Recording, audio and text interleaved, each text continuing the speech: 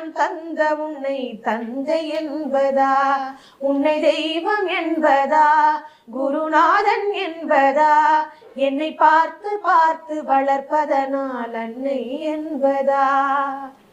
சேரும் செல்வம் எல்லாம் உன் அருளன்றோ,